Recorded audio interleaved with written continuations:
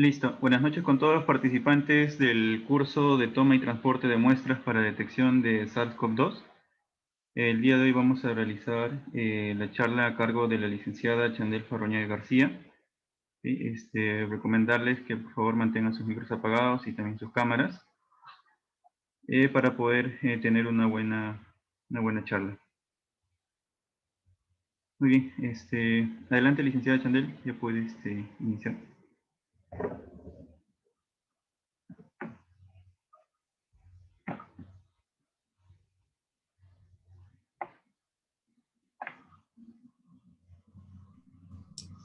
Buenas tardes, ¿me pueden escuchar bien? Sí, se escucha bien. Ah, perfecto. Igual tengo unos problemitas de conexión. Me avisan si no para cambiar de dispositivo y no utilizar la computadora. Sí, ahora sí, ya se empezó Buenas la... noches, yo soy Chandel Farroñay, soy licenciada en Tecnología Médica. En el área de laboro en el Instituto Nacional de Salud como parte del equipo de pruebas COVID-19, como parte del laboratorio de patología. Un momentito, creo que voy a cambiar de dispositivo porque me sale que la conexión es inestable en la computadora. Sí, se está como entrecortando un poco. Sí, voy a cambiar mejor al celular, ¿no? A ver, ok.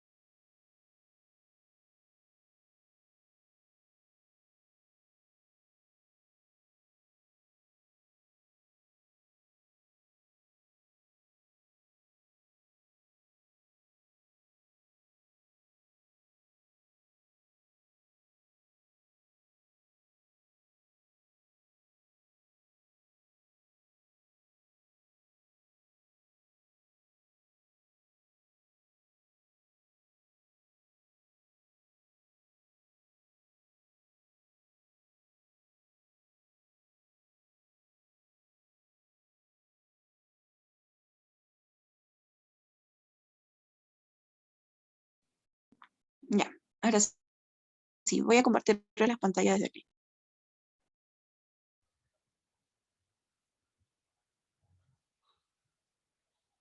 Ok, a ver.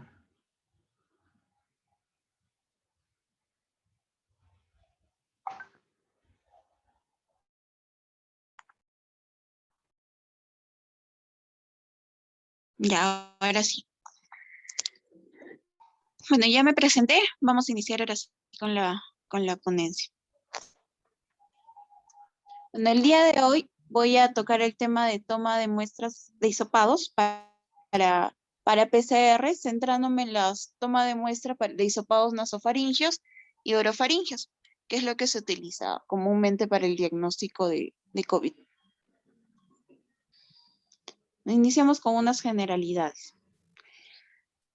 Con respecto a la clasificación del coronavirus, tenemos que el coronavirus viene de la orden nidovirales, de la familia Coronaviridae, la subfamilia Coronaviridae, y es un beta coronavirus del linaje B.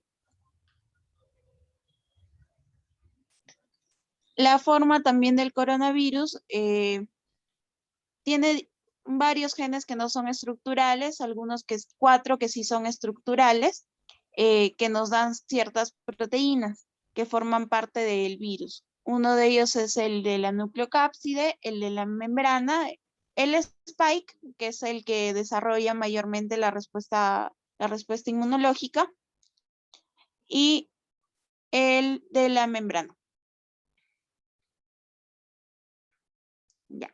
Antes de iniciar con la parte de obtención de muestra en sí, quería recordar algunos conceptos sobre bioseguridad. Esta toma de muestra es un poco diferente a la que hemos estado acostumbrados a tomar. ¿Por qué?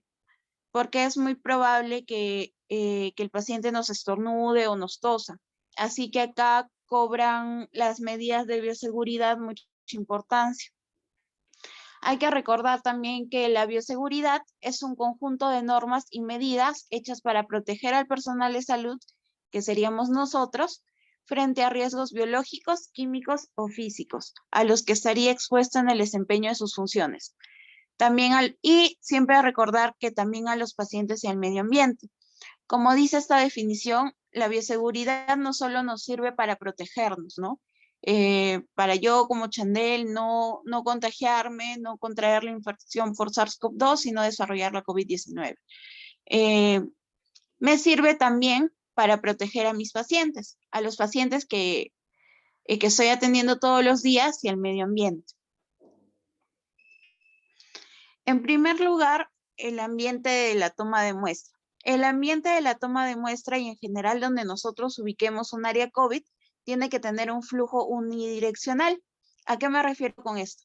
Que debe empezar en un punto limpio, que va a ser donde yo me voy a colocar el equipo de protección personal. Paso por el área donde voy a realizar los procedimientos y salgo a un punto en el que me voy a retirar todo ese equipo de protección personal contaminado. En ningún momento hay un flujo de una zona más contaminada a una zona más limpia. ¿A qué me refiero con esto? Si yo voy a ir del área en el que yo me coloco el EPP al área de procedimiento, yo ya no puedo volver a esa área donde me coloco el EPP con el material contaminado. Yo tengo que irme al área en el que voy a eliminar el equipo de protección personal. Y en esa área donde yo voy a eliminar el equipo de protección personal, tengo que tener los materiales necesarios también para poder hacer la desinfección del material que voy a reutilizar.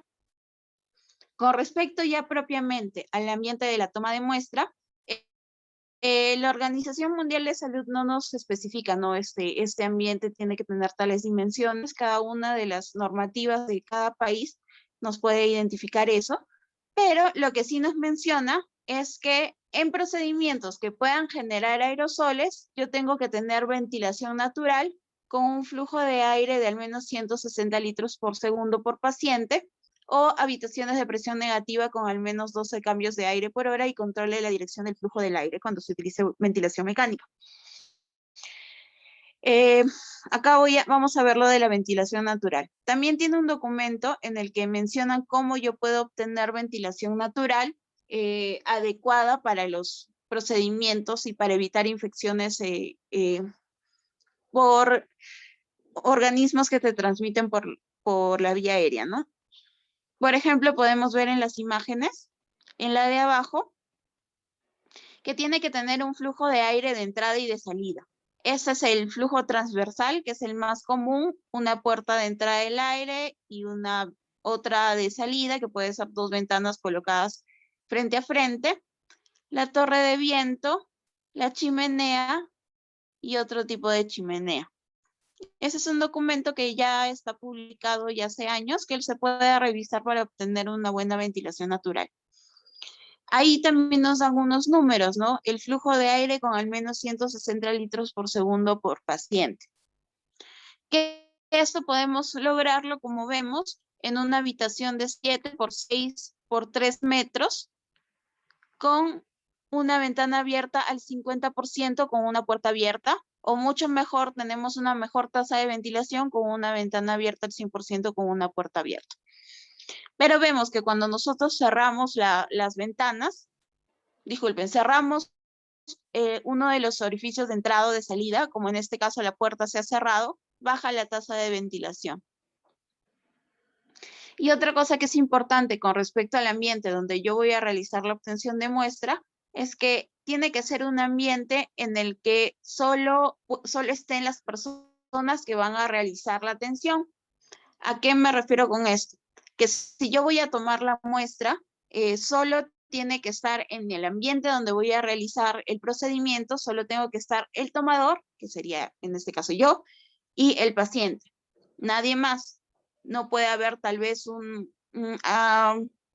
otras personas realizando otros procedimientos, por ejemplo, el médico, la enfermera apuntando, llenando las fichas. No, eso no es lo adecuado. O tampoco podrían estar otros pacientes en el mismo ambiente o los familiares de los pacientes. Claro, siempre y cuando en los casos de que los pacientes sean mayores de edad, ¿no? Si es un menor de edad, sabemos que necesitamos a veces la atención del padre o los consentimientos de los apoderados, o en una persona que tiene alguna discapacidad que no permitiría que esté solo, ¿no? En esos casos sí se permite un acompañante, pero en otros casos no. Si el paciente es capaz de acudir solo a la toma de muestra, es lo recomendable. Ahora, ¿qué equipo de protección personal vamos a utilizar? La Organización Mundial de Salud ya nos proporciona un cuadro, ¿no? En el que nos dice cuál es el material que necesita el personal de salud para la recogida de muestras para el diagnóstico de laboratorio. Ese es el material mínimo que necesita el personal de salud, ¿no? Yo sé que en algunos otros establecimientos pueden utilizar mamelucos, pueden utilizar una mascarilla quirúrgica extra para proteger su respirador, hasta pueden usar doble guante, ¿no? Pero sí, lo mínimo, lo que sí...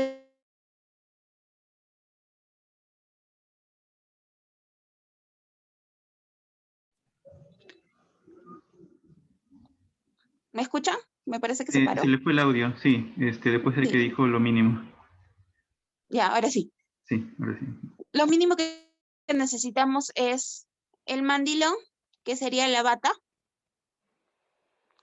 el respirador, que puede ser N95 o similar, también eso depende de la autorización de cada país, pero en todo caso, lo que nos dice la OMS es que tiene que filtrar por lo menos el 95% de partículas mayores a 0.3 micras. Las gafas protectoras o protector facial, puede ser cualquiera de los dos según este documento, y los guantes. Y siempre recordar que tenemos que realizar la higiene de manos. La higiene de manos, los guantes no reemplazan a la higiene de manos. Y siempre antes de colocarnos el equipo de protección personal tenemos que lavarnos las manos. En caso de que no tengamos agua y jabón a la mano, podríamos utilizar alcohol gel. Ya, pero eso es en caso extremo, ¿no? En el que no tenga algún lavadero para realizar el lavado de manos.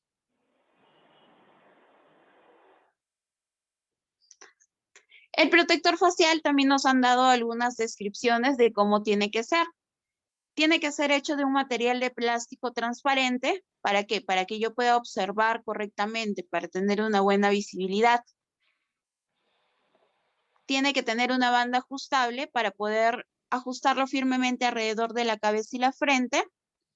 Y sabemos que muchas veces por el mismo vapor que exhalamos a respirar, el escudo facial se puede empañar. Así que debe estar provisto de preferencia de un sistema antiempañamiento. Y eso también quiero recalcar, debe cubrir todo el contorno de la cara, debe cubrir también debajo de la barbilla y puede ser desechable o reutilizable, dependiendo si es que el material soporta la limpieza o la desinfección. Con respecto a los guantes que vamos a utilizar para la recolección de muestras no tienen que ser estériles, no hay problema si son no estériles. De preferencia, se solicita que se usen guantes de nitrilo y tienen que ser, sí, sin polvo. ¿Por qué tienen que ser sin polvo? Porque sabemos que para procedimientos de biología molecular el polvo puede interferir en las reacciones. Por eso los guantes pueden ser de nitrilo, pueden ser de látex, pero sí o sí no deben tener polvo. El grosor mínimo es de 0,05 milímetros y en las tallas que se adecúen al personal, ¿no? Ya sabemos de que es muy importante utilizar la talla adecuada de guantes para facilitar mucho más el trabajo, para evitar derrames y para evitar contaminación. ¿Cómo nos vamos a colocar los guantes? vamos a retirar el primer guante de la caja, nos vamos a colocar tocando solo una parte limitada de la superficie, solo la parte de la muñeca, y nos ponemos el primer guante. Luego sacamos el segundo guante, realizamos el mismo procedimiento, evitamos tocar la piel del antebrazo ya, porque ya tenemos los guantes colocados. Y ya una vez que los guantes están colocados en las manos, no se debería tocar ninguna otra superficie, ¿no? A menos ninguna otra superficie que fuera del procedimiento, me refiero. Una vez que ya nos queremos retirar los guantes, tomamos un guante a la altura de la muñeca y lo tocamos sin tener contacto con la piel del antebrazo, lo deslizamos por fuera de la mano y el guante va a quedar al revés. Sostenemos con el guante que todavía tenemos colocado en la otra mano, ese guante que ya está al revés, lo quitamos y deslizamos los dedos de la mano sin guante entre el guante y la muñeca. Nos quitamos el segundo guante enrollándolo hacia fuera de la mano y posteriormente ya descartamos los guantes utilizados. Con respecto al mandilón, esto lo saqué de una norma que tenemos aquí. Bueno, el mandilón debe ser de un solo uso, debe tener 2 lazos en el cuello, 2 lazos en la parte delantera, una manga larga y debe ser elaborado en tela no tejida de polipropileno. Debe ser resistente a fluidos y también se solicita que sean de colores claros para poder observar en el caso de que se manche o hay alguna contaminación con secreciones. Los lentes, eso también he observado mucho, que se utilizan mayormente lentes de laboratorio que no son los que necesitamos para la toma de muestra. Para la obtención de muestra necesitamos unos lentes que tengan buena adherencia de la piel a la cara, con montura flexible de PVC que se ajuste fácilmente al contorno facial con una presión uniforme. Y acá quiero hacer bastante énfasis, que dice acá, que cubre y encierra por completo los ojos y las áreas circundantes. Recordemos pues que no sé si pueden observar en algunas publicidades o en algunas imágenes de internet que se tienen lentes que no son conventosas, o sea, que no cubren completamente los ojos. Esos lentes no serían adecuados para la obtención de muestra. Los lentes que tenemos que utilizar nosotros tienen que adherirse a nuestro rostro, al contorno facial uniformemente y tienen que encerrar por completo los ojos para evitar que ingrese alguna gotita por el espacio de fuera de los lentes, ¿no? Y para los usuarios que usan lentes graduados, tienen que permitir el uso de los lentes graduados por debajo de la protección ocular. Estos también tienen que tener un tratamiento anti-empañamiento y anti-rayaduras y la banda debe de ser ajustable. Con respecto a los respiradores. Bueno, ya le han cambiado un poquito el término. Antes era respiradores, ahora utilizan mascarilla con filtro antipartículas o mascarillas autofiltrantes. Deben tener una buena filtración de partículas entre 94 como mínimo a 95%, una buena transpirabilidad y debe ser diseñada de modo que no se pegue a la boca al inspirar y que pueda ser también a prueba de salpicaduras. Con respecto a cada respirador, hay tablas de equivalencias con respecto a las diferentes regulaciones que tienen los respiradores, ¿no? Algunos son NIOSH, algunos son de las regulaciones europeas, algunas tienen un certificado chino. Siempre es importante, como les mencioné, ver cuál es el porcentaje de filtración. Y si es equivalente a lo que nos está solicitando la OMS para poder utilizar, no habría problema. Pero no es la única parte que tenemos que evaluar cuando utilizamos un respirador. También tenemos que evaluar cómo nos queda ese respirador, ¿no? O cómo me coloco el respirador. Una de las partes importantes que hacen que los respiradores nos protejan mucho más que las mascarillas es que los respiradores, aparte pues del filtro que tienen, es que los respiradores se ajustan a rostro y hacen un sello hermético. Eso también es una parte importante. Como siempre menciono en las capacitaciones, de nada sirve que tú tengas el respirador más caro, el que dura más o el que te causa menos alergias. No sirve de nada eso si es que no te lo colocas bien, porque si te lo colocas de una forma que no permite el sello completo con el rostro, igual el aire o las partículas contaminadas van a ingresar por los lados del respirador cuando tú inhales. Con eso, pues quiero hacer hincapié en el correcto uso del respirador. El respirador, pues, a veces tenemos que prolongar el uso, ¿no? También hay estrategias para prolongar el uso del respirador. Una es la reutilización, que te lo quitas y te lo pones según sea la demanda o según lo vayas utilizando. Y la otra es el uso extendido, que es el uso de respirador por más horas, ¿no? De lo usual. Y también otra estrategia para alargar la vida útil del respirador es el utilizar algún implemento o alguna barrera de protección sobre el respirador, ¿no? La más recomendable siempre va a ser el protector facial, pero también he visto que utilizan mascarillas quirúrgicas para poder proteger su respirador.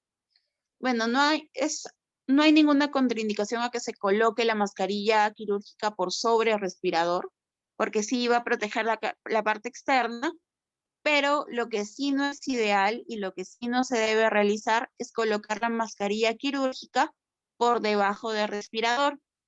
¿Por qué? Porque esto hace que impide el sello completo que necesitamos para poder protegernos.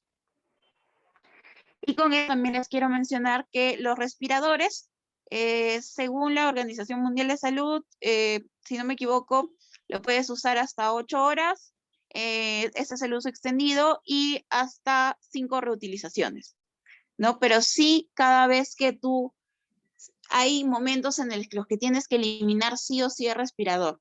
Esos momentos son cuando se ha afectado su integridad. Por ejemplo, cuando se ha contaminado con una secreción directa, por ejemplo, le ha caído un poco de sangre directamente, ahí se tiene que eliminar al respirador. Si es que está mojado, también se tiene que eliminar al respirador. Si es que el respirador se ha doblado, se ha afectado su integridad, se elimina. Si es que las ligas se han deteriorado, se elimina el respirador. Si es que el respirador se ha roto, se elimina. Y ahí sí ya no hay forma de reutilizarlo, de guardarlo. En esas situaciones sí no. ¿Cómo se coloca el respirador? Bueno, para colocar el respirador lo tenemos que manipular preferentemente de las ligas. La liga superior, luego la liga que va en la parte superior de la cabeza y la liga inferior que va en la nuca. Bueno, acomodamos correctamente el respirador, vamos a presionar el clip nasal. El clip nasal, esta es la imagen que coloca según la bibliografía que he colocado que teníamos acá.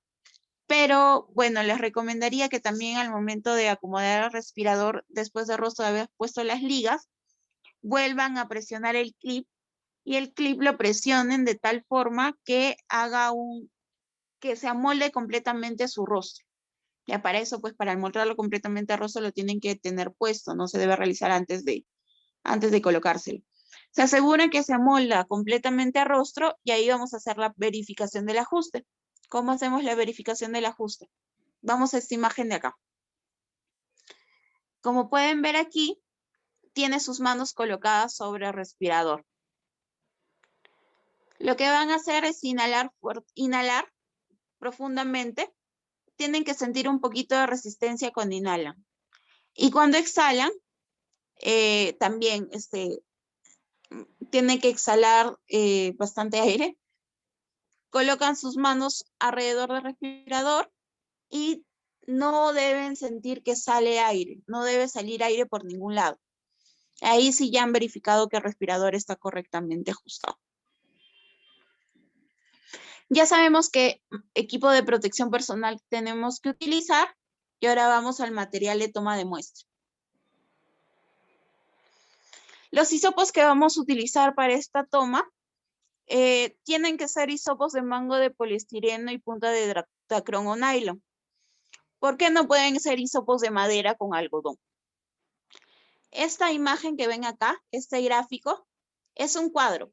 Es un gráfico de un estudio en el que estaban comparando cuáles son ¿qué alternativas de hisopos pueden utilizar? ¿No? Ya se les están acabando los hisopos de poliestireno con punta de nylon y decidieron ver pues si podían utilizar otros hisopos más baratos, como los hisopos de madera. Y probaron también otro tipo de hisopos. Acá van a ver que utilizaron diferentes targets. Utilizaron el E, el envelope y el S, el spike. La barra blanca es la barra en la que obtuvieron la muestra con el hisopo adecuado, que es el de poliestireno con punta de nylon.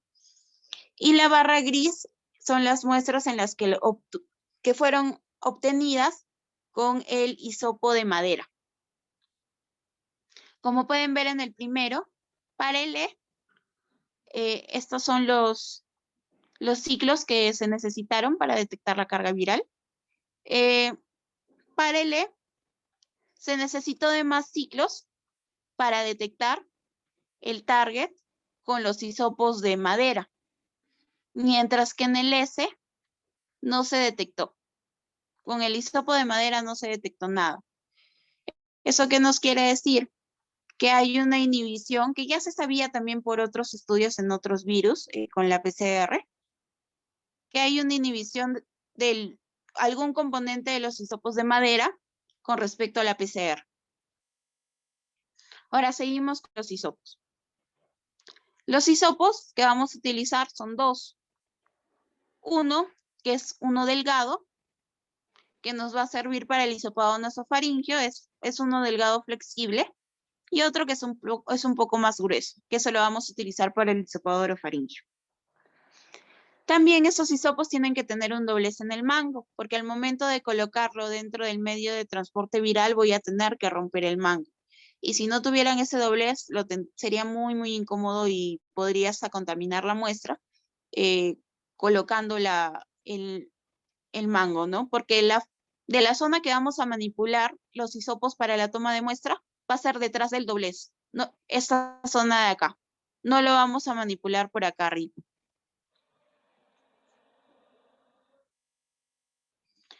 Lo siguiente que vamos a utilizar es el medio de transporte viral.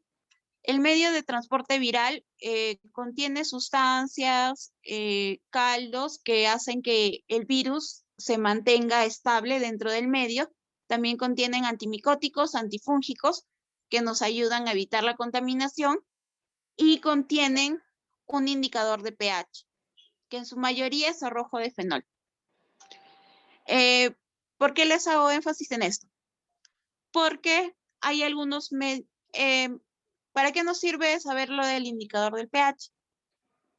Porque en condiciones normales, este medio se va a mantener de este color, rojo.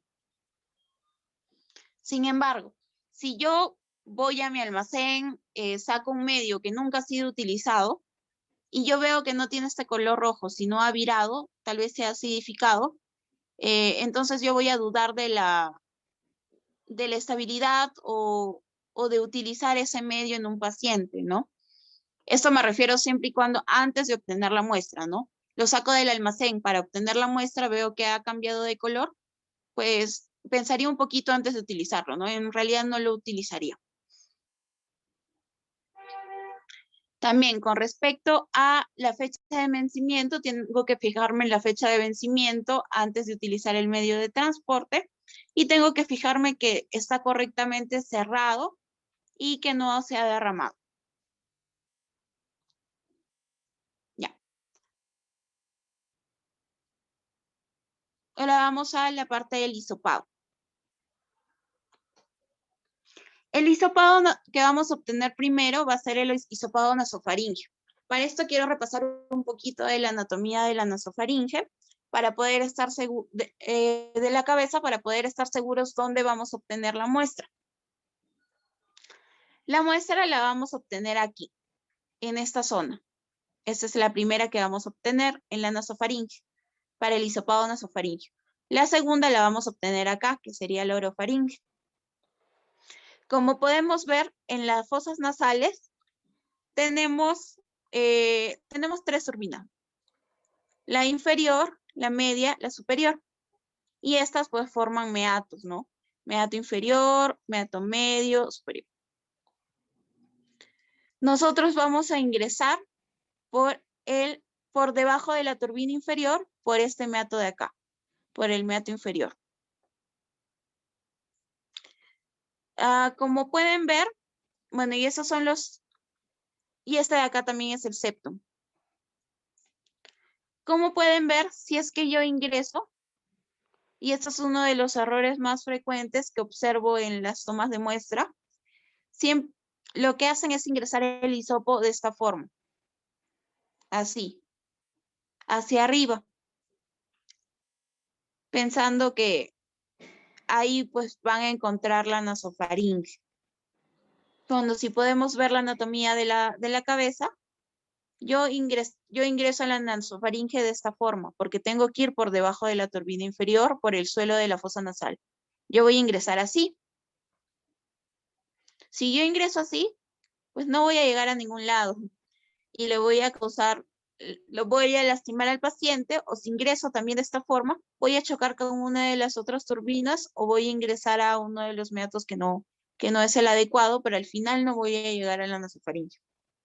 Acá hay otro también, otra situación que no nos hace más difícil la toma de muestra, es cuando se van muy laterales.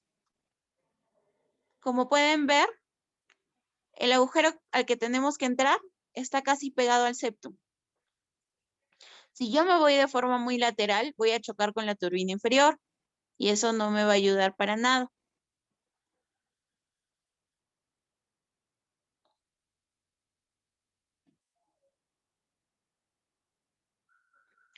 Ya, ahora cómo vamos a hacer el procedimiento de la toma de muestra. Lo primero que tenemos que hacer es identificar al paciente y también observar su solicitud para ver qué muestra le voy a tomar. Lo siguiente siempre es presentarnos con el paciente, decirle, por ejemplo, yo soy la licenciada Chandel Farroñay, o bueno, yo soy Chandel, como ustedes se deseen identificar. Le voy a realizar una toma de muestra y lo siguiente es explicarle el procedimiento, explicarle en palabras sencillas que él pueda entender, ¿no? Voy a ingresar un hisopo por la nariz y otro por la boca. Va a ser un poco incómodo porque voy a tener que llegar hasta el fondo de su nariz. Son palabras que que el paciente, pues, que no está familiarizado con estos términos puede entender. Voy a llegar hasta el fondo de su nariz para poder obtener una buena muestra y que su análisis salga bien. También le tenemos que decir qué es lo que puede sentir, ¿no? Que puede sentir una ligera incomodidad y en caso de que estornude o pueda toser, que se cubra o que lo haga al lado, ¿no? Que no lo haga sobre nosotros. Y también preguntarle al paciente si es que ha tenido alguna experiencia previa con este tipo de tomas de muestra. ¿Para qué? Para saber si la anterior persona que ha intentado obtener la muestra del paciente ha tenido alguna dificultad, tal vez por la forma en la que se encuentra la nariz del paciente, por la anatomía del propio paciente, para nosotros también evitarnos problemas e incomodidades futuras. Lo siguiente, solicitar que muestre solo las fosas nasales. ¿Por qué pongo solo las fosas nasales? Por ahora solo necesitamos ver su nariz, no necesitamos ver la boca. Y la mayoría, o por no decir todos los pacientes que van a llegar a nuestro laboratorio, van a llegar con mascarilla. Así que en ese momento le vamos a solicitar solo que se baje la mascarilla, que nos muestre solo la nariz, mientras se cubre la boca. En ese momento no es necesario que la boca esté completamente descubierta. Esto nos va a servir también a nosotros para poder evitar exponernos de forma innecesaria a aerosoles o a gotitas o a partículas que puede eliminar el paciente cuando vaya a toser. Si es que para algunos es muy incómodo tomar la muestra con la mascarilla del paciente abajo, pues recordemos que siempre que hay que pedirle que se baje adecuadamente la mascarilla, podemos entregarle un papel toalla o algo para que se cubra la boca y posteriormente se elimine.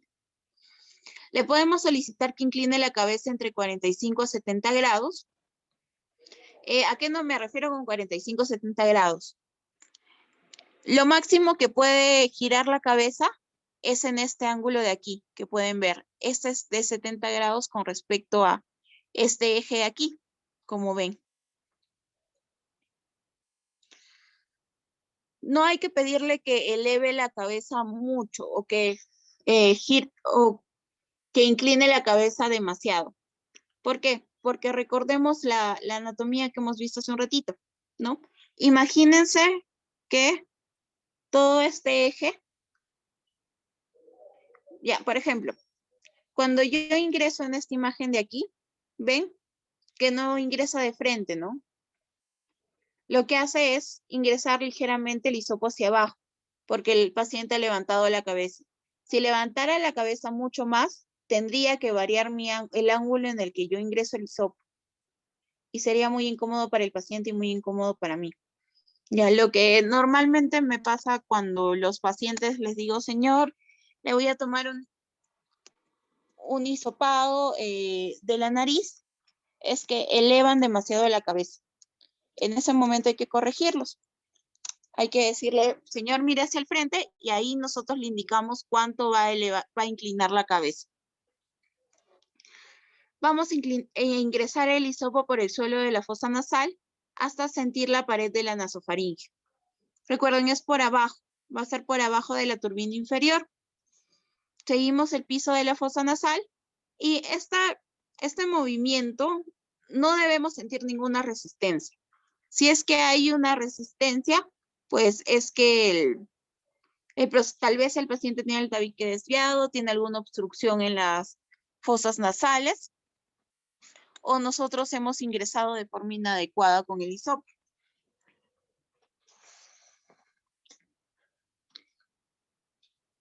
¿Qué más? Una vez que nosotros ya llegamos a la nasofaringe, ¿cuánto más o menos tenemos que ingresar? Esto es variable. Hay bibliografía que dice entre 5 a 7 centímetros, hay otra que dice entre 8 a 10 centímetros.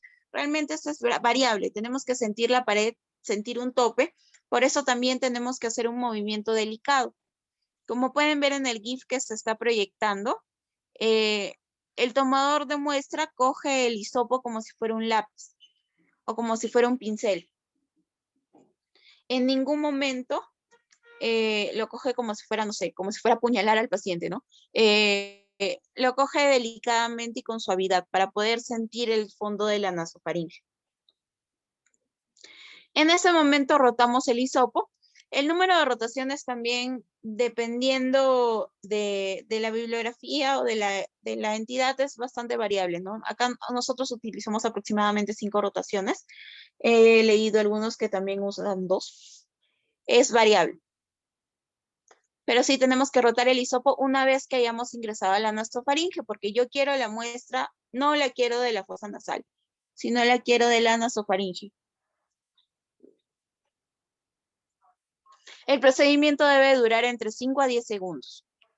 Una vez retiramos el hisopo y lo colocamos inmediatamente en el medio de transporte viral. Acá también en lo que he estado viendo, en la experiencia que he tenido, muchas veces dejan el hisopo al ambiente mientras intentan abrir el medio de transporte, ¿no? Acá tenemos que ser bastante ágiles.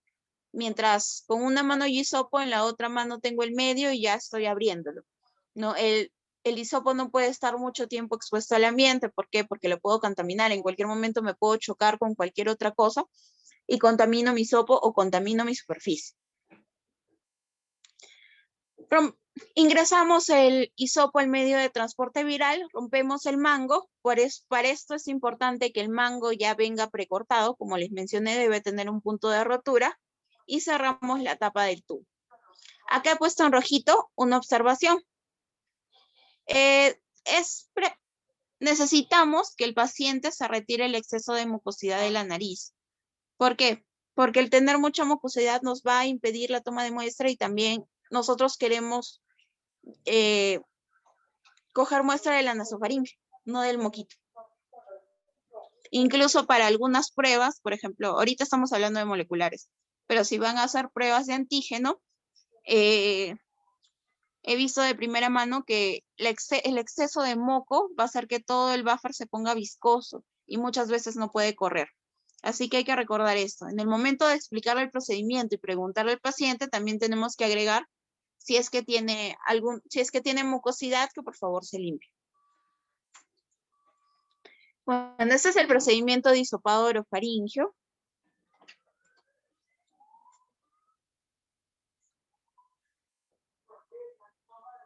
Bueno, continuamos desde el procedimiento de hisopado nasofaringio. Lo primero que vamos a hacer es solicitar que el paciente se retire la mascarilla. Ahora sí necesitamos, disculpen, ver su boca. Así que necesitamos que se retire completamente la mascarilla, o en caso de que nosotros le hayamos pedido que se coloque algún papel toalla o algo para cubrirse la boca, que se lo retire. Y vamos a ingresar al bajalenguas para poder mejorar la visibilidad de la zona posterior del orofaringio. Se puede ver. Ahí.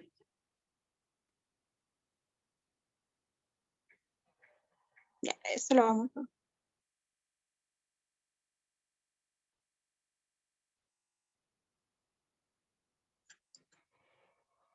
Ya, vamos a retroceder. Vamos a ingresar con el hisopo hasta la zona orofaringia y vamos a colectar la muestra de la zona de la pared posterior.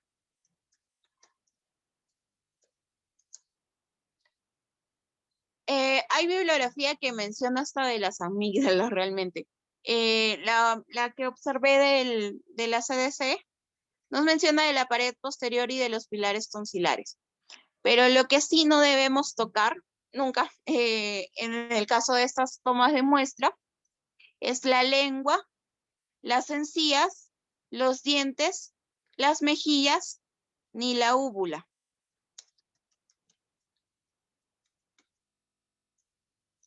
El movimiento les voy a graficar ahorita. Si pueden ver esta imagen de arriba. Ay, se va el hisopo nasal. Tenemos que tomarlo en 3 lugares. Los pilares tonsilares posteriores, que son los que ven en la imagen, estos de aquí, estos, y la zona posterior del orofaringio. ¿Cómo vamos a realizar esto?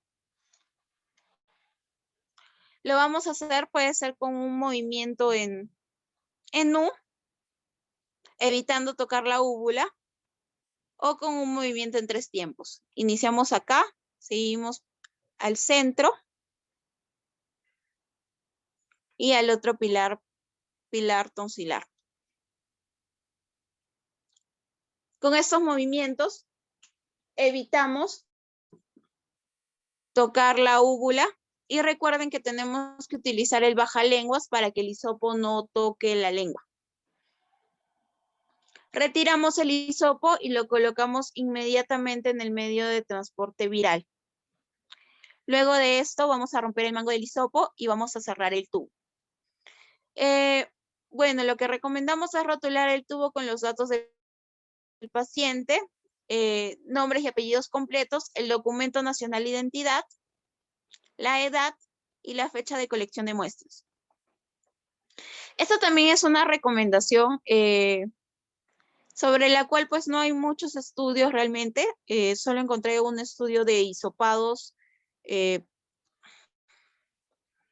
hisopados matinales contra hisopados en el transcurso del día, y sí encontraban que había una mayor carga viral en los hisopados en la primera hora de la mañana para el hisopado orofaringio, pero no está en ninguna recomendación oficial todavía. De que el paciente, si es que el paciente no debe comer, no debe beber o lavarse los dientes 20 minutos antes de la colección de muestra, ¿no?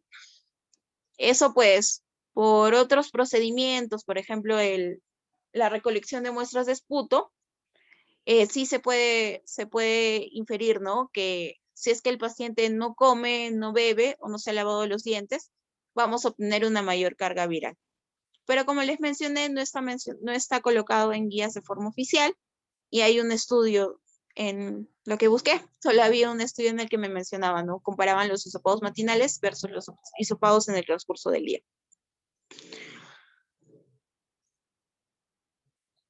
Otro tipo de muestra que se puede utilizar, pero se recomienda solo cuando no se puede obtener muestra de la zona nasofaringea, es la de los hisopados nasales. ¿En qué casos obtendríamos los hisopados nasales? En pacientes, pues, por ejemplo, neonatos que no podemos ingresar hasta la nasofaringe, o personas que están intubadas, que tampoco vamos a, que en ese caso no vamos a, no, disculpen, en los intubados no, más que todo en personas que tengan alguna obstrucción en la nariz o neonatos donde no vamos a poder acceder hasta la nasofaringe. ¿Cómo vamos a hacer el hisopado nasal? Recuerden que nasal es diferente a nasofaringeo. Nasofaringeo es que llego hasta la nasofaringe. Nasales son en la parte externa, en la fosa nasal. Ingresamos toda la punta del hisopo en una fosa nasal, no más de 1.5 centímetros dentro de la nariz. Y se rota, presionando contra la pared de la fosa nasal por lo menos 4 veces en un total de 15 segundos. Bueno, vamos a ver algunos videitos.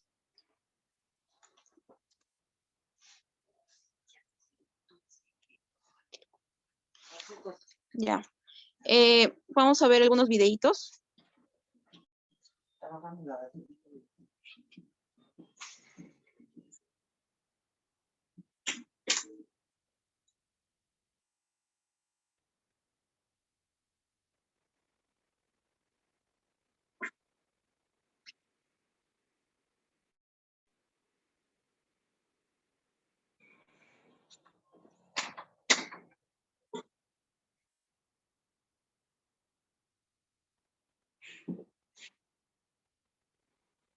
Ya. Como pudieron observar en ese video,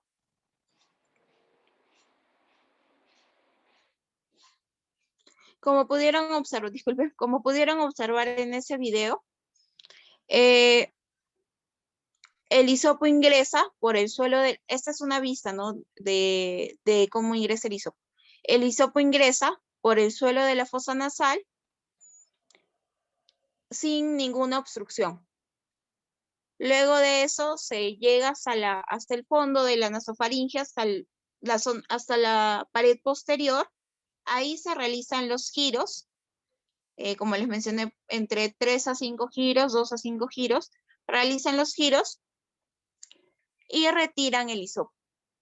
El hisopo no debería tener realmente ninguna obstrucción. Como ven, es una cavidad anatómica, es un conducto que está naturalmente ahí. No debería tener ningún impasse. Pero ocurre pues que a veces hay personas que sí tienen el tabique desviado, o que nosotros entramos de forma muy lateral y chocamos con las turbinas.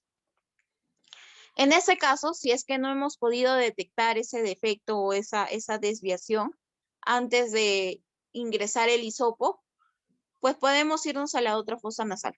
No habría problema.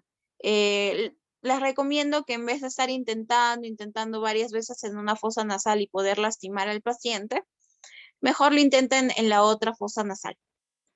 Si es que ven igual que hay obstrucción o que por alguna razón no se puede ingresar o le causan mucho daño al paciente, entonces se podría realizar otro tipo de toma de muestra como es el hisopado nasal en vez del nasofaringeo.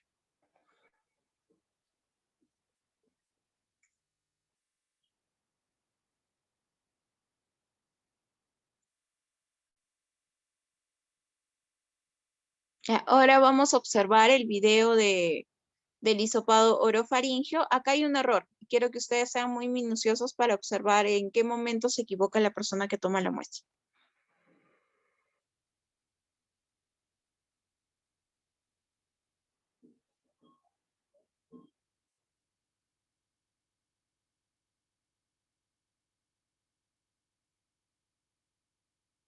Ya. Como pueden observar, lo hacen 3 zonas, ¿cierto? A la izquierda, a la derecha y en el fondo. El movimiento pues es el adecuado, también está usando bajalenguas, es un bajalenguas particular, me imagino que lo esterilizarán antes de volverlo a utilizar. Nosotros pues utilizamos bajalenguas descartables, no ese tipo de bajalenguas de metal. Pero la obtención de muestra este video es bastante didáctico para saber dónde tenemos que obtener la muestra. Ya saben, ay, bueno, acá no se ve bien. Pero el error que les estaba comentando era que por el movimiento que realiza, llega a tocar la úvula del paciente. Y esto pues le puede producir náuseas al paciente y va a ser bastante incómodo para nosotros porque es posible o probable que nos vaya a vomitar encima. Por eso recuerden que no tenemos que tocar la úvula. Y en algún momento también el paciente como que reduce la cavidad, creo que cierra un poco la boca.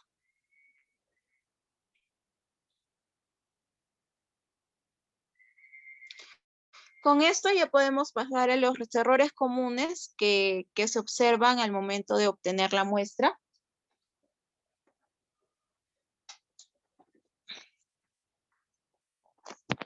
El primero, y es el que les estaba mencionando, es el ángulo incorrecto al introducir el hisopo. Recuerden que el ingreso apropiado del hisopo es de esta forma, ¿no? Siempre verificando cómo es que está el paciente. Si es que el paciente eleva la cabeza, como les mencioné, entre 45 y 70 grados, pues yo ya no podría ingresar de esta forma, ¿no? Perpendicular. No, yo ya no podría ingresar así. Yo tendría que bajar un poquitito el hisopo. Así. Recuerden que la nasofaringe se ubica en esta región, ¿no? Y tenemos que pasar por el suelo de la fosa nasal por debajo de la turbina inferior. Si yo realizo, por ejemplo, esto, que esto es algo que veo muy, muy seguido, que es el ángulo incorrecto, entonces, en primer lugar, no voy a llegar a la nasofaringe, que esa es la zona que yo quiero, porque la nasofaringe es una de las zonas en las que encuentro mayor cantidad del virus. Y aparte, por querer ingresar cada vez más profundo, voy a toparme con el final y voy a poder lastimar al paciente, que eso es lo que causa muchas veces el dolor. Incluso he visto pacientes que les termina doliendo por 2 o 3 días debido a una toma incorrecta. Normalmente un hisopado no debería doler. Sí genera incomodidad, eso sí es bastante molesto que ingrese un hisopo por tu nariz, pero en general no duele, sino genera más que todo incomodidad. Pero al realizar esto, ingresar el hisopo de esta manera, sí voy a generar dolor. Recuerden, el hisopo se ingresa de esta forma, no se ingresa hacia arriba. Podemos ver acá también un video.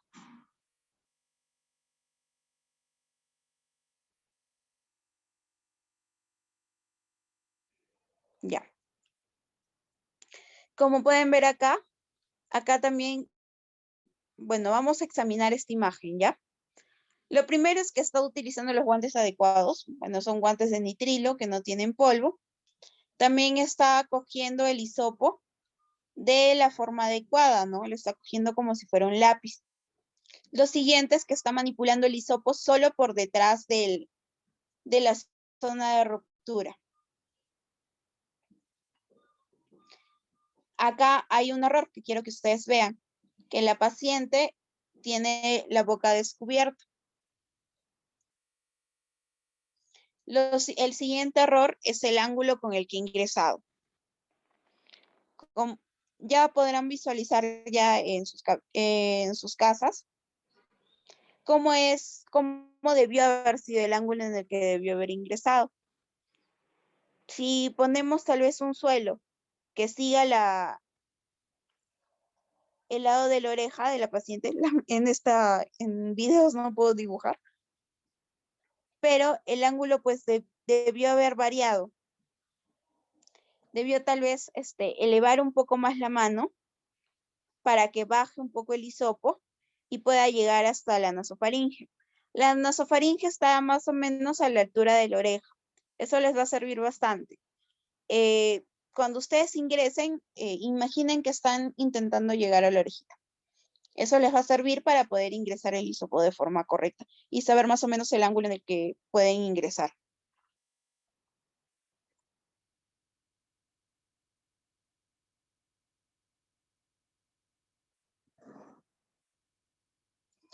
En este caso, pues chocó con la turbina media.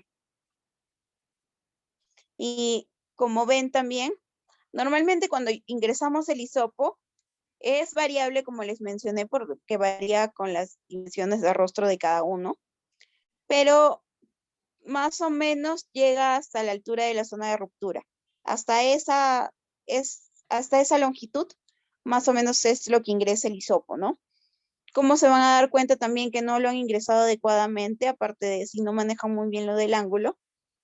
Que el hisopo no ingresa más o menos la mitad de lo que debería ingresar y ya no puede ingresar más porque se encuentra con un tope.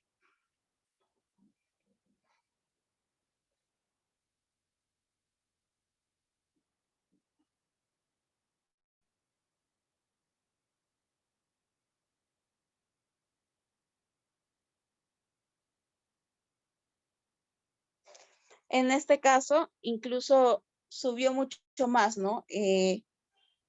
Bajó la mano y subió mucho más el hisopo. Llegó hasta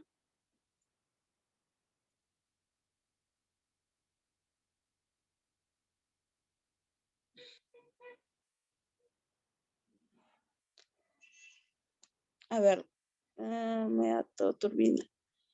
Llegó hasta más o menos sí, llegó hasta otra vez, chocó con la turbina media, si no me equivoco, pero no llegó hasta la nasofaringe. Y como pueden ver con relación al otro video, ingresó incluso una menor cantidad de hisopo, casi solo la punta. El ángulo pues debió haber sido diferente, como les mencioné. Los dos son problemas de ángulos en este caso. Y como pueden ver en la imagen de abajo, debió ingresar por el triángulo que se ve de color verde, verde o amarillo, depende de cómo esté su pantalla. Y no, fue muy hacia arriba y no ingresó.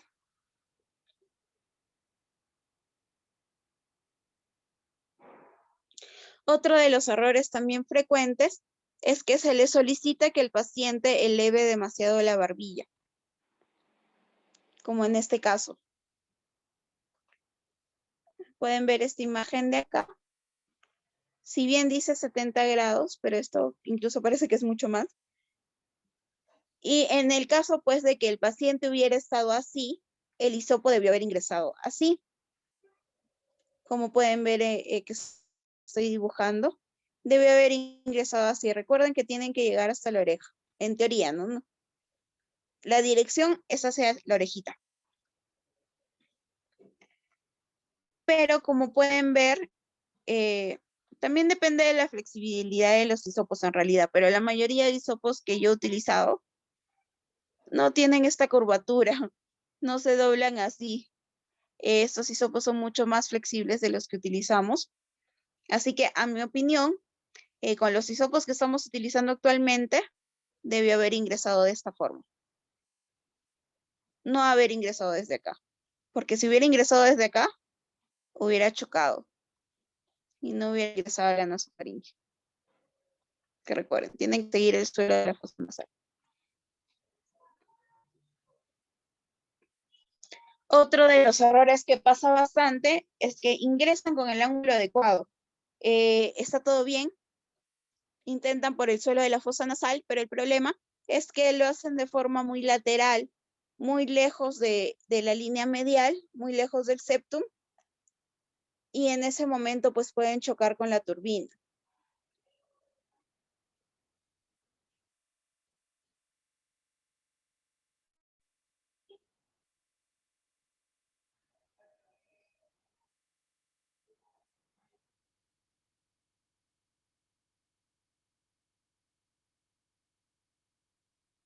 Como pueden ver en el video,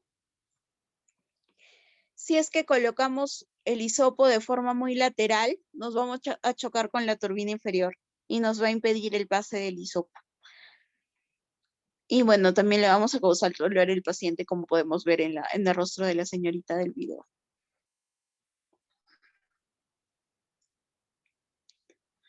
Otra también dificultad que se presenta cuando uno realiza la obtención de muestras de hisopado es el tabique desviado.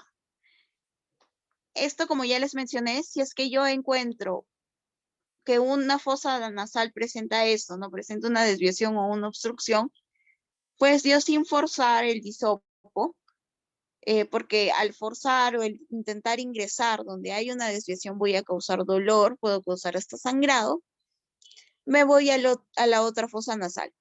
En caso de que no pueda tampoco en la otra fosa nasal, hay otra forma de realizarlo y de sobrepasar ese problema.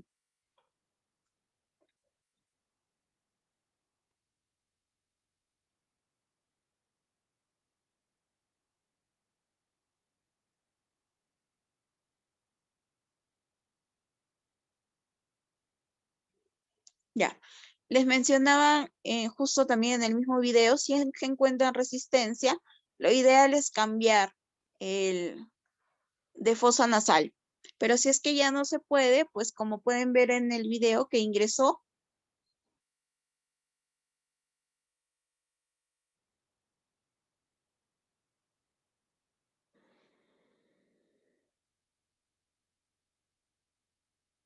ya, como pueden ver en el video, en el microvideo de abajo, ingresa, pero un poco más abajo. O sea, tuvieron que hacer un poco de presión contra el suelo de la fosa nasal para que pueda ingresar por debajo de la desviación. Esto pues es un poquito más complicado, pero sí es otra opción, ¿no? Pero la primera opción es, si es que yo encuentro alguna obstrucción o el septum o el tabique está desviado, entonces me voy a la otra fosa nasal.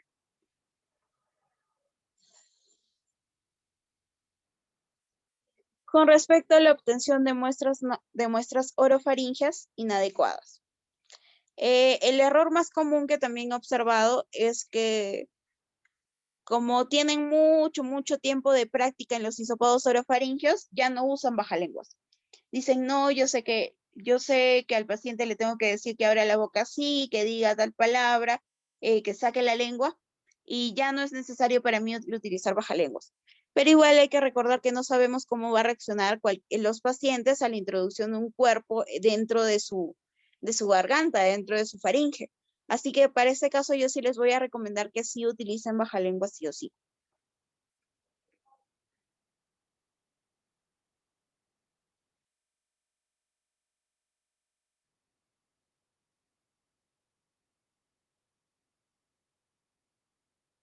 Vamos a ver otra vez el video y quiero que vean el video pequeño que aparece en un extremo de la pantalla.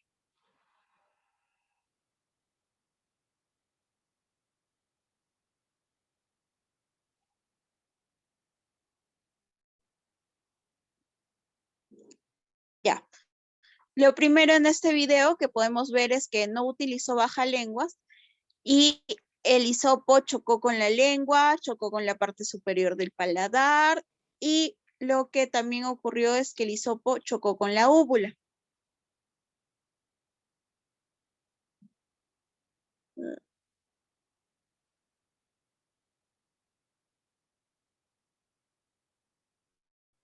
Y como ven, la poca visibilidad que se tiene del orofaringe no permite que nosotros podamos obtener la muestra de la zona anatómica adecuada. No podemos ver, o sea, en dónde estarán los pilares tonsiliares posteriores en esa orofaringe, pero porque no la puedo ver, porque la lengua me impide ver la anatomía de la faringe.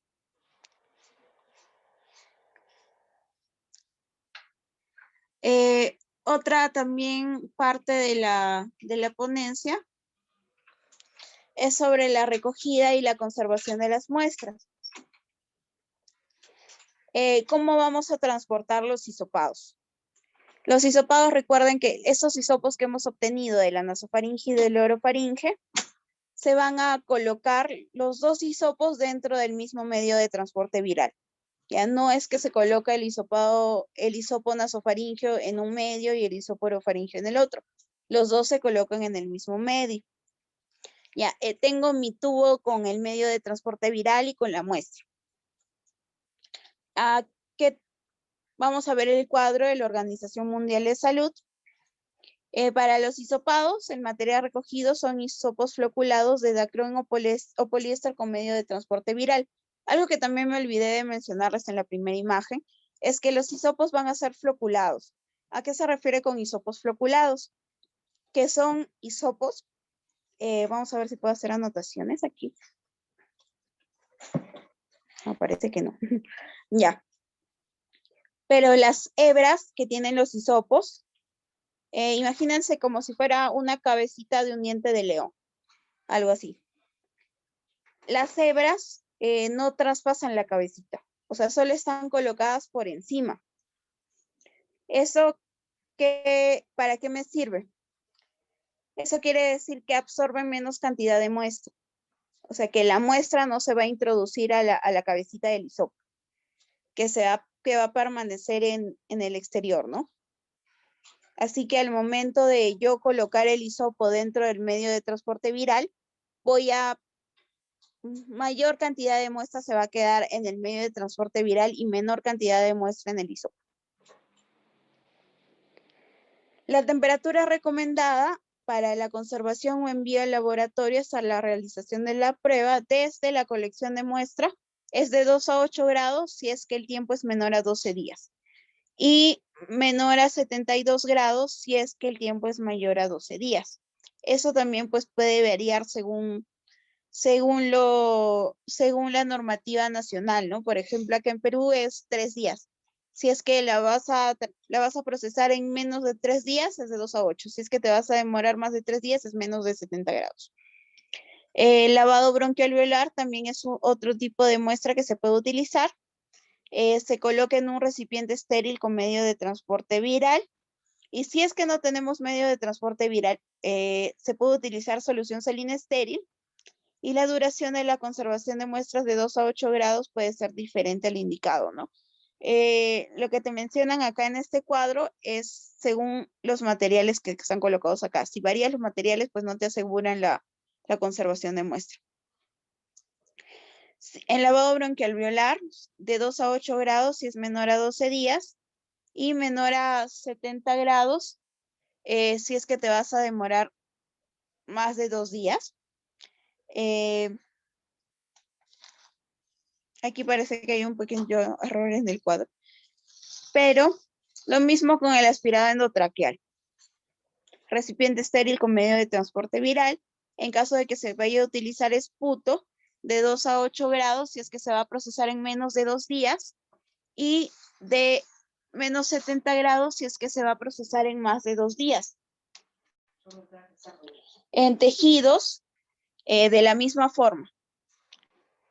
Si vamos a utilizar suero, también ahí varía el tiempo. Si es que lo vamos a procesar en menos de 5 días o más de 5 días. Ya saben, en menos de 5 días de 2 a 8 grados. En más de 5 días, menor a 70 grados. Sangre entera o heces. Son las mismas condiciones que para el suero.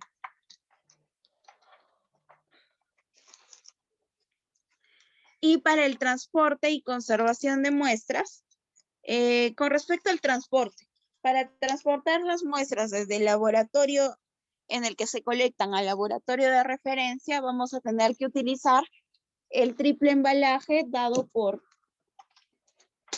las normas para poder transportar sustancias peligrosas.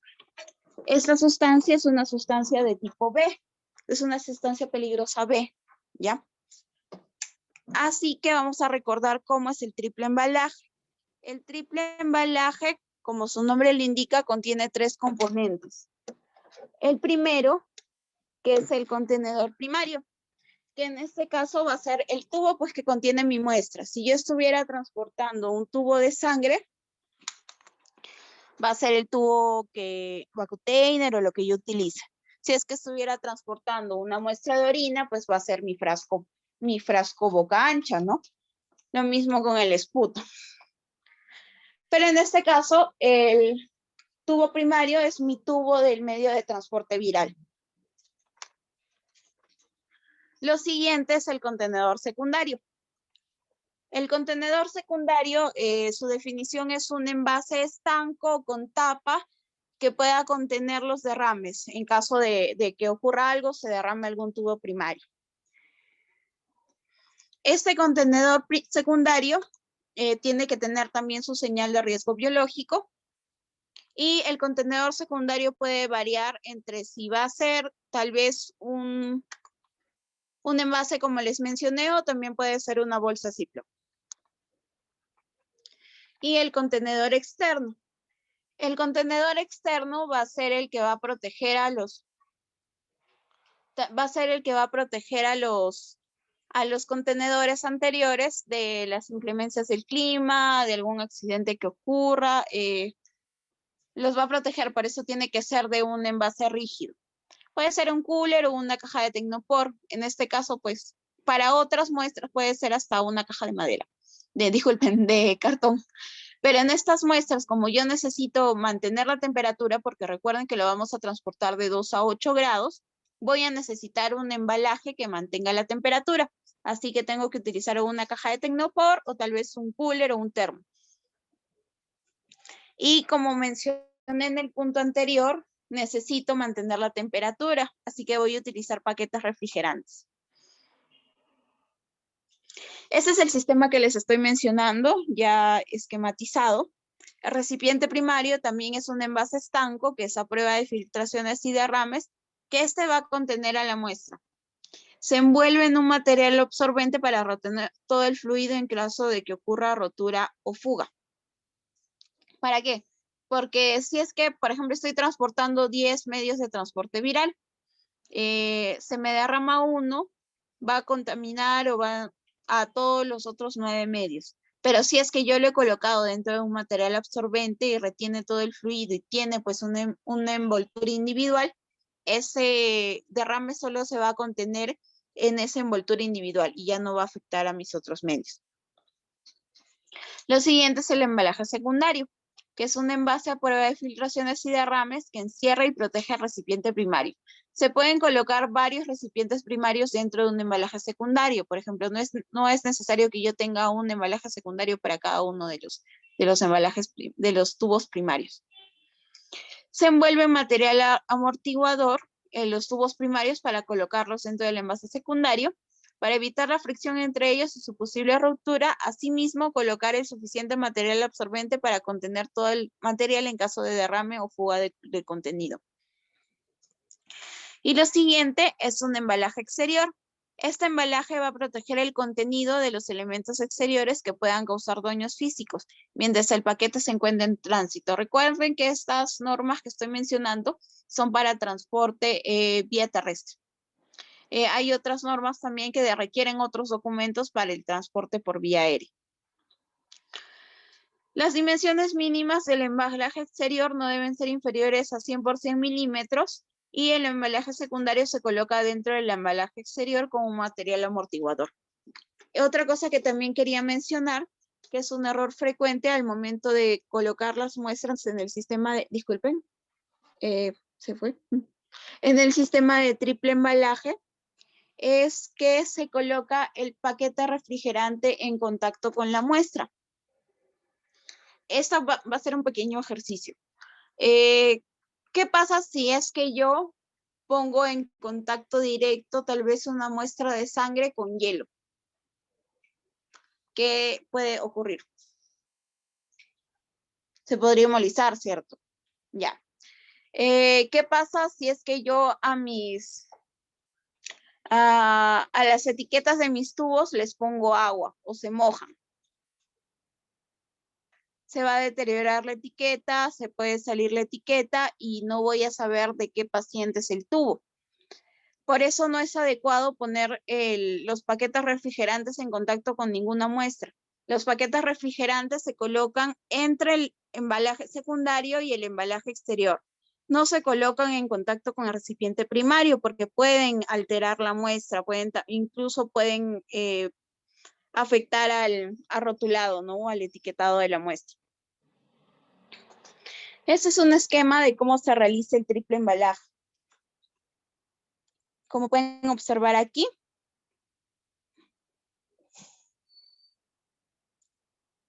acá tengo el tubo primario que tiene más o menos las dimensiones de mi tubo de medio de transporte viral. Van a colocar un material de envasado absorbente.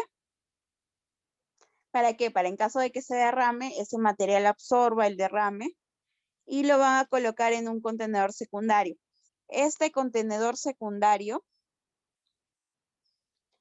tiene que tener pues la señalética de riesgo biológico y también la lista detallada de componentes del contenido. O sea, cuántas muestras estoy llevando, las muestras de qué persona, la codificación de las muestras. Lo siguiente ya es el embalaje externo. Como vamos a estar transportando muestras en las que se necesita refrigeración, vamos a colocar después del embalaje secundario los hielitos o el paquete refrigerante y luego vamos a colocar el embalaje externo, que recordemos que va a ser en este caso pues un cooler o una caja de Tecnopor. Tenemos que colocar también encima de ese embalaje externo las etiquetas. Una de ellas, pues la etiqueta de remitente, qué persona está enviando la muestra, del destinatario, hacia dónde tiene que llegar la muestra. Tiene que tener los datos de nombre, dirección, institución. Y alguna forma de contactarlo también de preferencia. La designación oficial de transporte, el número de la ONU, ONU, UN, que en este caso para sustancias peligrosas de tipo B es UN 3373. Y también tiene que tener las flechas que nos indiquen en qué posición están las muestras colocadas y en qué posición debería colocar la caja.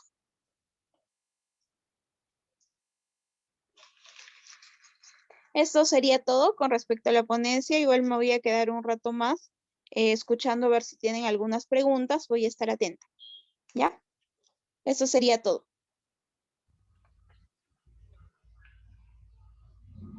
Listo. Gracias, licenciada. Sí, los participantes indicarles que pueden realizar sus consultas por medio del chat para poderlo leer. Por mientras tenemos una consulta de Diego Rosa. Nos dice lo siguiente. A ver. Licenciada, ¿qué efectividad tiene la muestra de hisopado nasal para realizar diagnóstico de COVID en cuanto a la cantidad de partículas virales y la capacidad de detección? El número exacto no lo tendría, pero sí es menor a la de los hisopados nasofaringios. Si comparamos entre hisopados nasofaringios, hisopados nasales e hisopados orofaringios, la que es más sensible entre esas tres es el hisopado nasofaringio. La nasal sigue, sí es útil, hay algunos kits incluso de pruebas antigénicas o en algunos países donde solo utilizan muestras nasales. Y luego seguiría el orofaringio.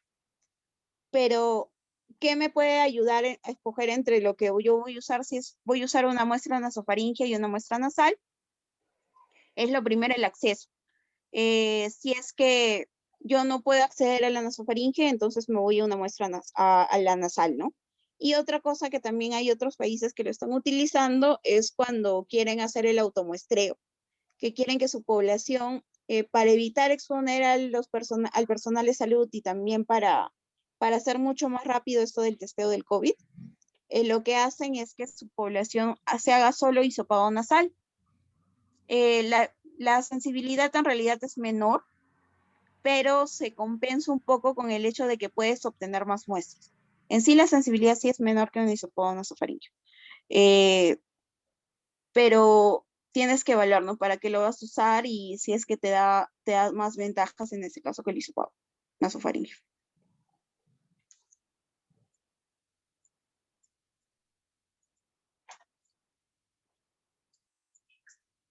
Muy bien, Diego Rosa también nos vuelve a consultar, nos dice, en cuanto a los hisopados nasofaringios para detección de antígeno, por ser una muestra recolectada en seco, ¿cuál es su experiencia en el tiempo para el procesamiento de la prueba luego de ser tomada la muestra. Mm, Ya, para lo que quiero sí también recalcar un ratito, justo de que me estás hablando de muestras tomadas en seco. Ya, en primero, algo que sí se me olvidó recalcarles en la exposición, es que no debemos mojar el hisopo antes de colectar la muestra.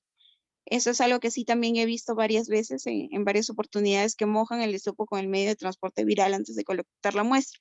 Eso pues lo harán me menciona que es para mejorar la adhesión de las células o que es para que no sea tan molesto para el paciente.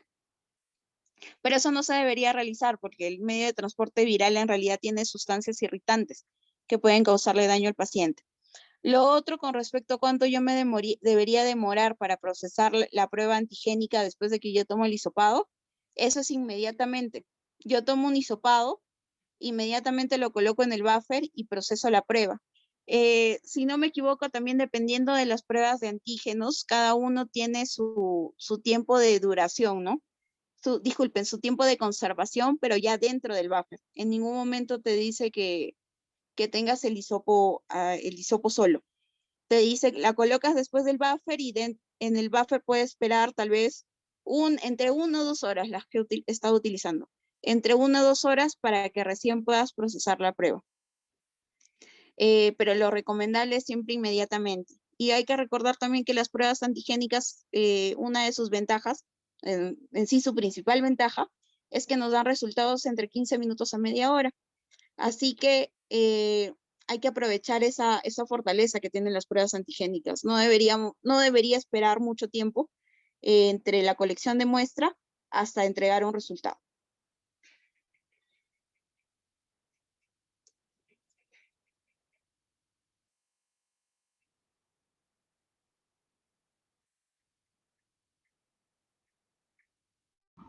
Así es.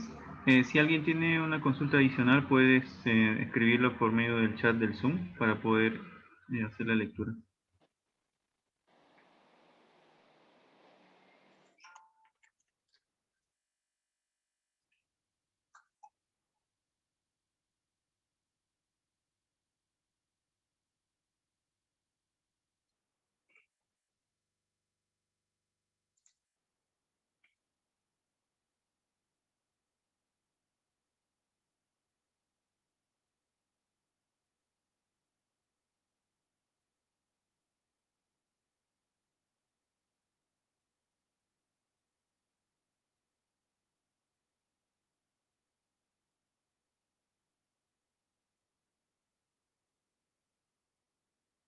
Muy bien, acá Carola Aparicio nos dice lo siguiente.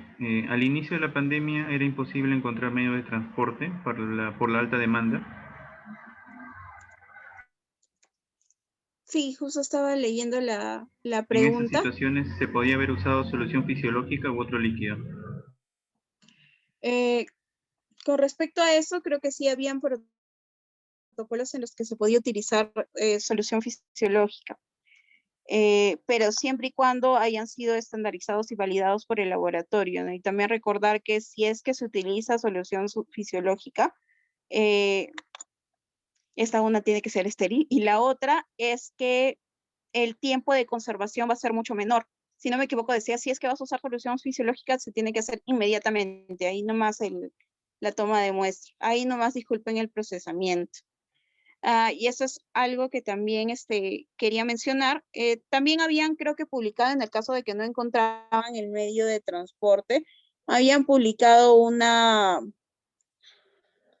como una receta, una guía de cómo realizar un medio de transporte. También, si no me equivoco, la OMS también había colocado qué sustancias debería tener el medio de transporte para poder hacer un medio de transporte in-house. Pero si es que hubieran utilizado solución fisiológica, pues se tendría que validar dentro del mismo laboratorio si es que se va a utilizar eso y ver cuáles son las conservaciones, los tiempos de conservación, que como les mencioné sería muchísimo menor que en un medio de transporte viral. Prácticamente se debería procesar inmediatamente. ¿Qué otra cosa? el medio de transporte, ¿cuánto tiempo de conservación puede tener? A ver, para Jacqueline, ¿a qué te refieres con tiempo de conservación? Hasta su fecha de vencimiento, siempre y cuando sea conservado de la forma adecuada, ¿no? Los medios aguantan bastante, la mayoría son de 2 a 25 grados, pero siempre recordar que donde yo lo conservo, si yo voy a escoger conservarlo dentro de la refrigeradora, porque quiero aprovechar que aguantan de 2 a partir de 2 grados, entonces tengo que tener mi control de temperatura. Tengo que, antes de utilizar esos medios, tengo que atemperarlos un momento y debo evitar, pues, refrigerar, sacar los medios de temperatura ambiente que estén variando de temperatura mucho. Si yo los voy a conservar, los medios de transporte, a temperatura ambiente, pues también tengo que asegurarme de que esa temperatura ambiente no supere los 25 grados, que es la mayoría de medios bueno, que he utilizado me dice que aguantan hasta 25 grados. Tenemos que tener nuestro registro de temperaturas ambientales para asegurarme de eso. Si no, por lo demás pueden durar hasta su fecha de vencimiento. Y el medio de transporte ya con muestra, eso ya es otra cosa, ¿no? Si es que es de 2 a 8, si es que según lo que dice la OMS, es que, es que si es que lo voy a procesar en menos de 12 días, de 2 a 8 grados. Si es que es más de 12 días, a menos de 70 grados. En la toma de muestra de hisopado orofaringeo, ¿cuál sería la mayor interferencia de una contaminación accidental de tocar la úvula a la lengua? Bueno, puede ser la lengua, porque la lengua tiene mayor cantidad de bacterias o microorganismos. El problema con tocar la úvula es que es probable que el paciente, si le tocas mucho la úvula, termine vomitando encima tuyo. Y la lengua, pues, vas a tener una gran contaminación. Buenas noches. Al momento de extraer la muestra indicó que un error frecuente era tomar la muestra nasofaringea que la boca esté descubierta. ¿Podría reiterar este punto, por favor, y gracias? Ya, a lo que me refiero con que en la muestra nasofaringea la boca esté descubierta es más que todo una medida de bioseguridad. Y ahí es una medida de protección y de minimizar la exposición a aerosoles. Me pasa seguido que yo ingreso el hisopo por la nariz y creo que toco algún nervio, hago pues realmente, hago que el paciente sienta un disconfort muy grande que termina tosiendo. Incluso me pasa a mí, cuando me hisopan, yo toso. Y cuando me hisopan la nariz, yo termino tosiendo. Por eso, pues, les sugiero que cuando estén realizando el hisopado nasofaringeo, solo van a necesitar la nariz para el hisopado nasofaringeo. Que el paciente se cubra la boca, puede ser con su mascarilla o se cubra la boca con algún papel toalla. Lo que les sea más cómodo a ustedes y al paciente. Buenas noches. ¿Exactamente en qué día se toma la muestra para antígeno nasal para dar la positividad en caso de que esté infectado? Ya, para las pruebas de antígeno, bueno, lo que hacemos acá en Perú es que se toman desde el inicio de síntomas, bueno, se toman solo para las dos, para moleculares y para antigénicas, es que el paciente tenga menos de 7 días de síntomas. No se toman en pacientes asintomáticos, las antigénicas especialmente porque se ha visto que tienen una baja sensibilidad. He visto reportes hasta de 30 o 40% de sensibilidad en pacientes que no tienen síntomas. Así que no, hasta ahora, pues las antigénicas no nos sirven para pacientes que tengan síntomas. Disculpen, para pacientes que no tengan síntomas, para pacientes asintomáticos. Con respecto a dar positividad en caso de que esté infectado, hay una mayor carga viral y hay una mayor probabilidad de que nos dé positiva la prueba de antígeno entre el día 5 y el día 7. Puede pasar que se obtenga un resultado de antigénica positivo en paciente asintomático y el que realizar la prueba molecular esta dé como resultado negativo. Sí puede pasar. Recordemos que bueno, que es un poquito raro que te dé antigénica en un paciente asintomático. Como dije, es muy poco útil realmente la prueba antigénica para detectar a pacientes asintomáticos, pero puede ser un falso positivo, puede ser que al momento de realizarle la prueba molecular ya no tenía tanta carga viral. ¿Qué más? Esas serían las que se me pueden ocurrir, ¿no? a menos pues de que haya sido el mismo día, que es probable que sea un falso positivo, pero sí puede pasar. Igual recuerden que la prueba molecular tampoco es 100% sensible. La sensibilidad de una prueba de una nasofaringe está entre 70 y 60%, tampoco es 100%. Y ha habido varios casos en que estaban seguros que no tenían COVID porque tenían la prueba molecular negativa, pero realmente se le vuelve a repetir esa prueba y pues si tenían toda la sintomatología y todos alrededor estaban infectados y supuestamente esa persona no. ¿Cuál es la manera correcta de tomar una muestra por esputo? Hasta ahora pues no he visto ningún protocolo así oficial que diga lo de la muestra del esputo, pero podemos guiarnos por los que ya tenemos. Las muestras de esputo ya saben que lo primero es que sea la primera muestra de la mañana. ¿Qué más? Que no se haya lavado los dientes, que sea pues realmente esputo, que no sea muestra salival, que sea directamente de las vías respiratorias, que es lo que estamos buscando.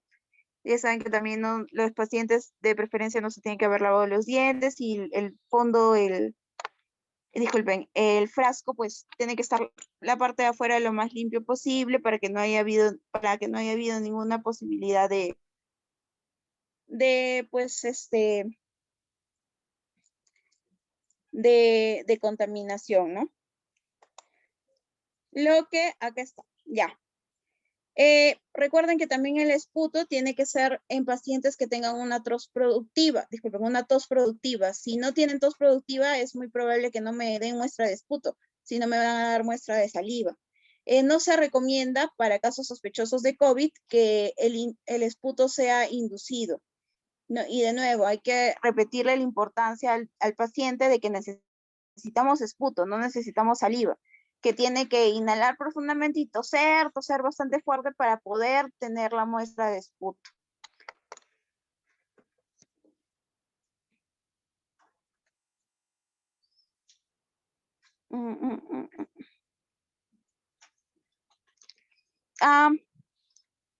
Con respecto a que si se tiene que sacar sí o sí los dos hisopados orofaringios y nasofaringios para el diagnóstico de PCR, eso depende del reglamento que tenga el laboratorio de referencia de cada país, ¿no? Por ejemplo, acá el laboratorio del Instituto Nacional de Salud nos dice que puede aceptar solo un hisopo siempre y cuando la muestra sea nasofaringea. Y tenemos que especificar por qué se ha tomado un solo hisopo, ¿no? Por ejemplo, en casos de pacientes que están intubados, pues ahí es un poco difícil colectar el hisopo orofaringio. Y como les mencioné, entre el orofaringio y el nasofaringio, pues el nasofaringio es mucho más sensible, entonces prefiero tomar un nasofaringio. O en algún paciente que tenga, pues en personas muy mayores, en abuelitos, en viejitos, pues es difícil también que abran la boca o poder tener una buena muestra sin contaminarlo. En esos casos, pues sí se aceptan solo los que sea un solo hisopo de hisopado nasofaringio. Incluso la CDC menciona que si es que se toma el hisopado nasofaringio, no hay problema. Ya no es necesario tomar ya el orofaringio, pero lo que se tiene pues establecido hasta ahora es que se tomen los dos. Pero como les mencioné, el más importante siempre es el nasofaringio. Buenas noches. Si la muestra no se podría procesar inmediatamente, ¿podría haber alguna medida de conservación o no? Si la metes en el medio de transporte viral, de 2 a 8 grados en la refrigeradora hasta que se pueda procesar. Pero eso sí, lo que también dicen las guías es que ni bien, si no vas a procesar la muestra inmediatamente, la tienes que colocar a refrigeración. ¿A qué me refiero con esto? Que cuando voy a hacer supervisiones, veo varios lugares en los que dejan las muestras en el lugar donde están trabajando, ¿no? Están tomando, pues ya van tomando 10 hisopados y veo los 10 hisopados en la gradilla, sin hielo, sin nada que pueda permitir su refrigeración. Eso no es correcto. ¿En qué casos puede dar un falso positivo para la antigénica? La mayoría de antigénicas dan falsos positivos con otros coronavirus. Esa es la mayor causa de falsos positivos para las antigénicas. En cuanto a la toma de muestras recién nacidos o lactantes, se puede obtener solo la muestra orofaringea y dejar que el hisopo se empape en cavidad salival y con la muestra obtenida de recién nacidos. Se podría hacer la prueba rápida antigénica, aunque no sea de nasofaringe. En recién nacidos, ahí pues sí es un poquito difícil tomar la nasofaringe. Ahí pues tendríamos que tomar nasal y ayudarnos de la mamita o de alguien que le pueda abrir la boca para obtener la orofaringe. Y en caso de las pruebas antigénicas, sí hay que acostumbrarnos a solo usar el tipo de muestra que nos dice el inserto. Si el inserto dice que puedes utilizar nasal, entonces utiliza nasal. Pero si tu inserto dice que te tienes que utilizar nasofaringe y le vas a realizar un recién nacido, entonces mejor no realizarle esa prueba porque estás comprometiendo la certeza de resultado por utilizar otro tipo de muestra. ¿A qué se refieren con desechar el hisopo una vez ya culminado el proceso? El proceso de obtención de la muestra, el hisopo se va con el medio de transporte. El hisopo lo dejamos adentro del medio. Ya los que se encargarían de eliminar esos desechos de todo el medio de transporte, ya sería el laboratorio de biología molecular. Recuerden que nosotros que tenemos que dejar el hisopo dentro del medio de transporte.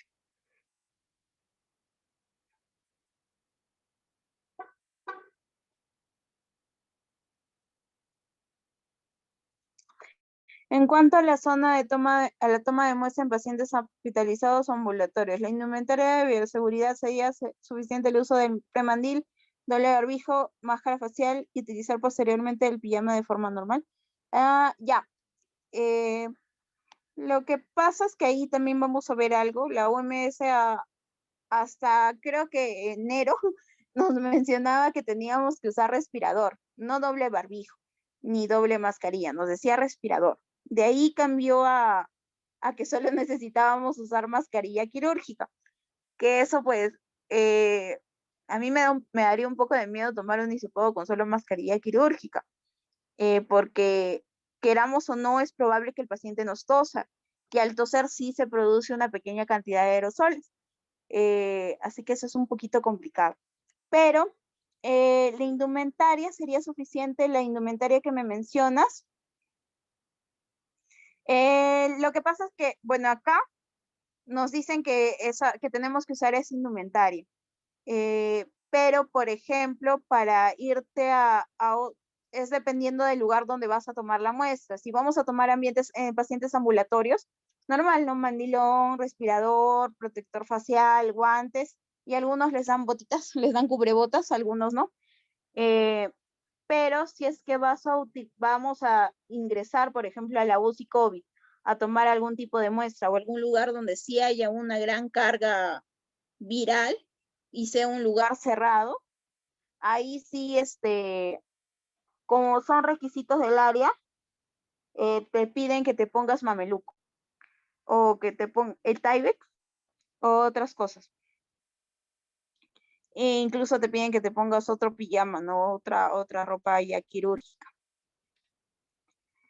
Pero para los tipos de muestras en pacientes ambulatorios, en un lugar abierto, donde no hay mucha carga, solo la que vas a producir con los hisopados, sí sería suficiente eso. Es recomendable empapar el hisopo en la solución antes de la toma de muestra o se debe tomar directamente para no contaminar el medio. El medio no se va a contaminar porque los hisopos son estériles y son individuales. El medio también. Lo que va a pasar si es que mojan el hisopo en el medio de transporte viral, como les mencioné hace un ratito, es que el medio de transporte tiene sustancias irritantes. Y esas pueden causar pues inflamaciones, irritaciones en la nasofaringe del paciente y va a ser muy, muy incómoda para el paciente. Como les mencioné, no tiene caldos, tiene antibióticos, tiene antifúngicos, tiene arrojo de fenol, tiene otras cosas más, tiene bastantes sales y puede pues causarle un perjuicio, ¿no? Al paciente si lo mojamos antes.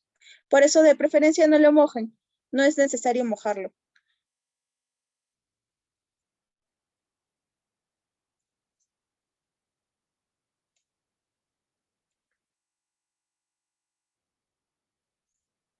Así es, una vez que tomo la muestra nasofaringea y la deposito en el medio de transporte, ¿es necesario cerrar el medio de transporte o puedo dejarlo abierto hasta que mete el hisopo de la muestra nasofaringea?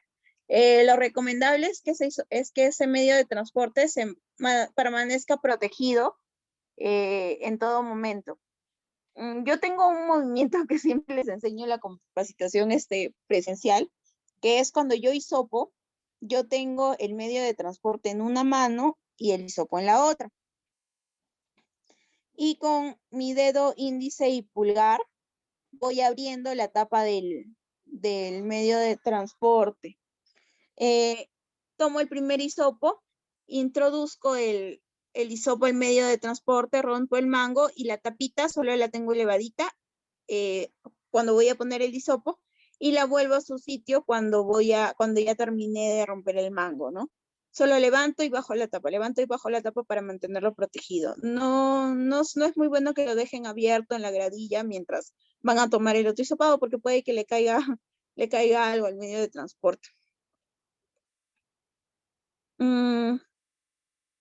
Buenas noches. ¿Cuánto tiempo después de la muerte de un paciente sospechoso se puede tomar la muestra? Lo que pasa es que el virus no dura mucho en cuerpos inertes, ¿no? En personas muertas no dura mucho. Ahí sí, pues me corrigen, yo no manejo mucho la parte de toma de muestra en cadáveres, así que si me equivoco, ahí sí me corrigen. Pero que yo sepa, no dura mucho tiempo dentro en un cadáver. Así que si es que van a tomar la muestra, no deben dejar que pase mucho tiempo, ¿no? Lo más rápido posible.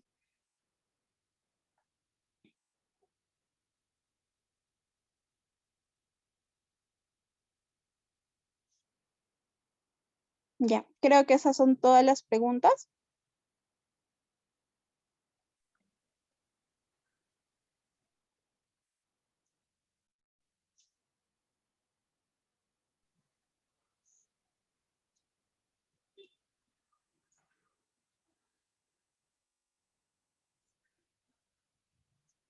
Sí, parece que ya hemos resuelto muchas preguntas, muchas dudas. Y la verdad son detalles, ¿no? Que a veces ocurren en las labores que realizamos.